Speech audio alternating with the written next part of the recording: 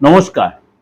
আজকে আমরা প্রত্যেক মাসের মতো আজকেও আলোচনা করব যে এই মাসের মিডিল থেকে পরের মাসে স্টার্টিংটা, যেটা আমি প্রত্যেক মাসেই আপনাদের কাছে এক্সট্রা সংযোজনটা করে থাকি।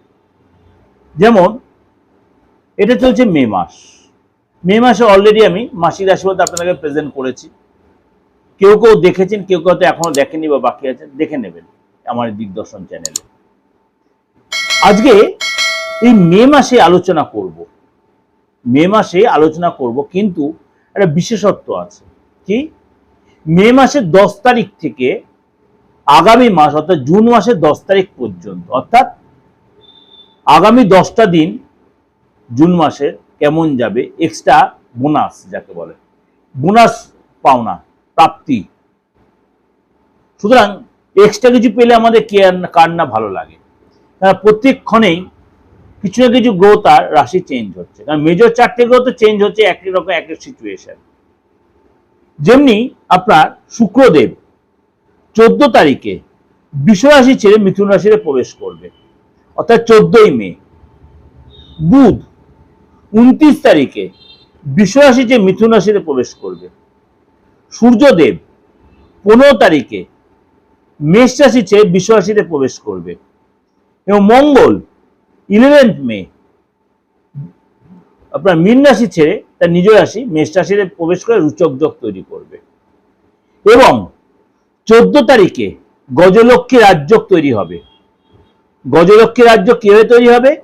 গজলক্ষ্মী রাজযোগ তৈরি হবে আপনার শুক্র আর বৃহস্পতির সংযোগে, অর্থাৎ রুচক যোগ গজলক্ষ্মী রাজযোগ তৈরি হলো। এরপর বৃহস্পতি চলে যাবে পুনর্বসু নক্ষত্রের 3য় হাউস বা থার্ড চরণে চলে যাবে। কবে যাবে? 14 মে। মঘা নক্ষত্রে কেতু কিন্তু প্রবেশ করবে। মঘা নক্ষত্রে কেতু প্রবেশ করবে তার চরণে। সেটার জন্য আপনারা অবশ্যই আমার প্রোগ্রামটা ফলো করতে হবে, সেখানে আমি বলে দিয়েছি কবে যাবে, কোন চরণে যাবে। তাহলে এই যে এতগুলি গ্রহ তার মেজর সিচুয়েশন ট্রানজিট হবে।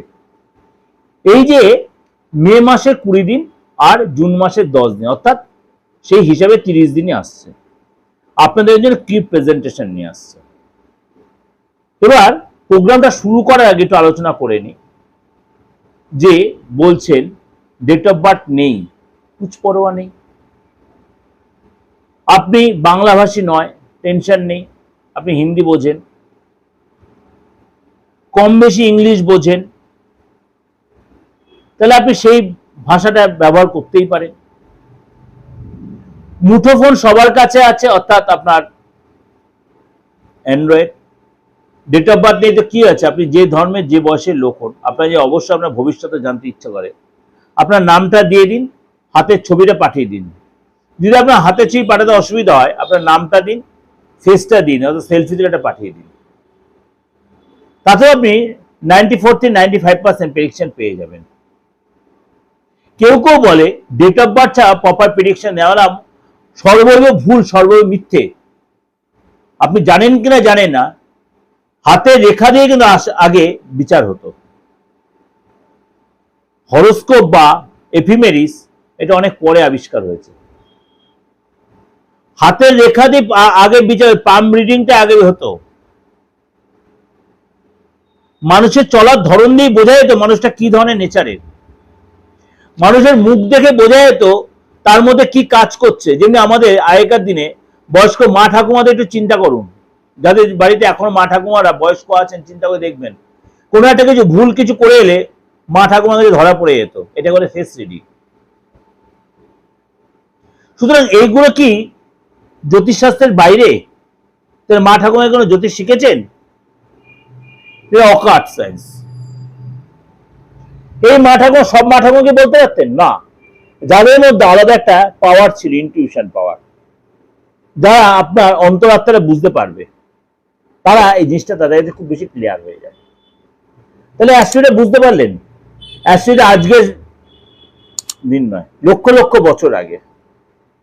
আপনি যে দেশেই থাকুন না কেন, যদি আপনার সুযোগ হয় কোন জার্নাল খুলে দেখবেন,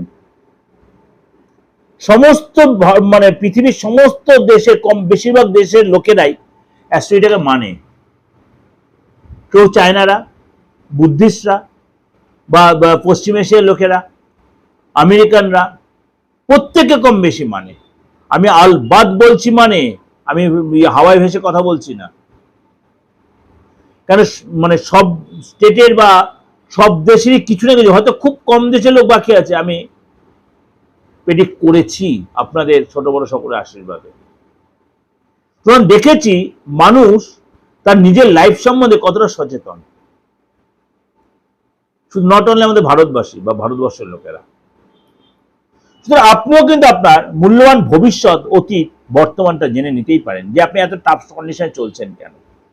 হাতটা আপনার কথা বলবে, দশা অন্তর্গত দশা, কথা প্রত্যেকের প্রাণদশা, সূক্ষ্মদশা, লঙ্গিটিউড, ল্যাটিটিউড গুলো দেখে নিয়ে আপনার এগুলো বিচার অবশ্যই করে নেওয়া দরকার আছে। এবার আলোচনা করি বৃষরাশি। বৃষরাশি প্রথমে বলি আপনার মানে নতুন কোনো যোগাযোগ আপনার হতে পারে, এবং শরীর স্বাস্থ্য আগের চেয়ে আপনার অনেকটাই বেটার ফিল করবেন। আপনি নিজের প্রতি কনফিডেন্স আসবে, আপনি যোগা করবেন, জিম করবেন, মেডিটেশন করে মর্নিং ওয়াক করবেন, বা দেখা গেল শরীর না আপনি একটু কনসাসও হয়ে যাবে, অর্থাৎ ওভার শরীর কিন্তু আপনার ভালোই থাকবে। আর্থিক যারা বলি, আপনার কিন্তু 15 তারিখ পর্যন্ত আপনার আর্থিক যাটা মানে ভালো থাকবে, কিন্তু সতর্ক থাকতে হবে। 15 তারিখের পরে ডেভেলপ করবে, এবং এই সঙ্গে বড় কোনো প্রাপ্তিযোগ, বড় কোনো লাভ, বড় কোনো সেভিংস আপনার হবে। ফ্যামিলি লাইফে কিন্তু আপনার এই সময় ইচ্ছা পূরণ হবে, বাবা মার দ্বারা বা আপনার বাড়িতে যারা বয়স্ক যারা তাদের দ্বারা আপনার ইচ্ছা পূরণ হবে। আপনি এই সঙ্গে ফ্যামিলি যখন রিপেয়ার বা রিনোভেশন পারপাসে, খরচের পারপাসে আপনার কিছু খরচ হবে। যদি আপনি চাকরি করে থাকেন, চাকরি যারা কিন্তু আপনার সুযোগ পাবেন, এবং আপনি নতুন কোনো কাজের অফার আসবে আপনার জীবনে, অবশ্যই আপনি সেটাকে কাজে লাগাবেন।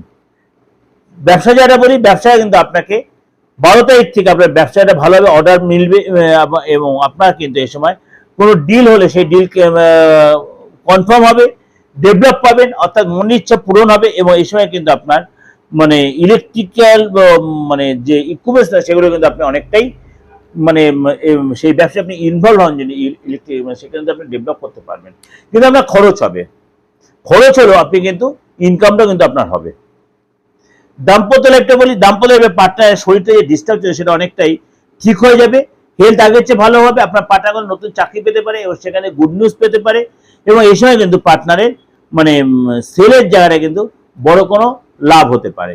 অবশ্যই তন্ত্রমতে, জ্যোতিষ মতে আপনি রেক্টিফাই করার প্রয়োজন আছে আপনার, নাহলে আপনার দেখা আপনার কোয়ালিটি থেকেও আপনি কিছু করতে পারছেন না।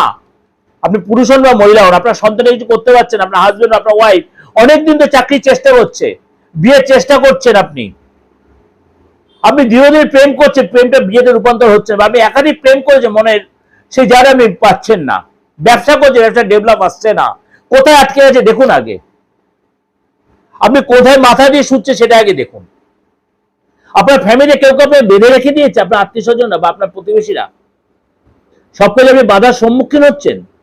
অবশ্যই এগুলো রেক্টিফাই করার প্রয়োজন আছে, আলবাত আছে। আপনি সম্পত্তিগত কারণে বলে এমন করে করে আপনাকে আইনি একটা কেস ঠুকে দিয়েছে, অনেকদিন ধরে সে কেস চলছে, সেই কেসে যে আপনি অনেক কিছু হারিয়ে ফেললেন, অর্থ তো জলের মতো বেরিয়ে যাচ্ছে, আপনি কিন্তু এখান থেকে রেক্টিফাই করতে পারছেন না। অবশ্যই কারোর কাছে রেক্টিফাই করুন। যদি মনে হয় পার্সোনাল জায়গা চাইছেন, অবশ্যই 89107225 ফোন করে, হোয়াটসঅ্যাপে মেসেজ করে আপনি চলে আসতে পারেন, অনলাইন বা অফলাইন। যেমন আপনাদের সব রকমের আলোচনাটা করলাম, কিন্তু আমার ব্যবসাগত আলোচনা করলাম, আমার প্রফেশনাল আলোচনা করলাম, অ্যাস্ট্রোইড আলোচনা করলাম, আপনাদের প্রবলেমটা কি করে সলভ করে সেটা আলোচনা করলাম, আবার 10 to 10 আপনার কেমন যে সেটা আলোচনা করলাম। যদি ভালো লাগে অবশ্যই শেয়ার করবেন, যোগাযোগ করবেন, নোটিফিকেশনটা অন করে রাখবেন, এবং অবশ্যই আমার এই নাম্বারটা আপনারা মনে রাখবেন বা লিখে রাখবেন। ভালো থাকবেন, নমস্কার।